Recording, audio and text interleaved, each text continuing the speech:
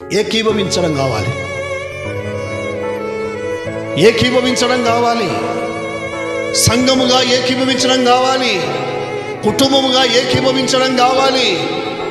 ఎప్పుడైతే ఆ రీతిగా మనము ఏకీభవిస్తామో బైబిల్ మనకు స్పష్టంగా తెలియజేస్తూ ఉంది, మీకు నా తండ్రి వలన దొరుకును.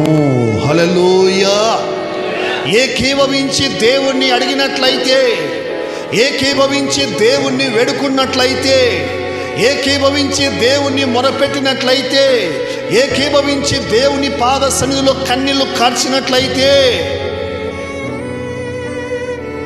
ఏకీభవించి దేవుని పాదాల దగ్గర సాగిల పడినట్లయితే, ఏకీభవించి దేవుని పరిచర్యలో పాలపంపులు పొందినట్లయితే, నీవు ఏకీభవించినట్లయితే బైబిల్ మనకు స్పష్టంగా తెలియజేస్తూ ఉంది, ప్రభు నీతో నాతో మాట్లాడుతున్నాడు, నీవు ఏకీభవిస్తే దీవించబడుతావు.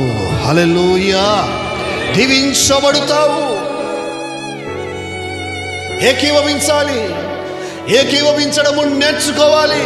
ఇదిగో నా భార్య ప్రార్థనకి వెళ్తుంది, లేక నా భర్త ప్రార్థనకి వెళ్తున్నాడు, లేక నా తల్లిదండ్రులు ప్రార్థనకి వెళ్తున్నారు, కాబట్టి నేను ఏం చేస్తా, ఇంట్లో సెల్లు టీవీ తప్ప వేరే ప్రపంచం ఉందా? లేదు కదా.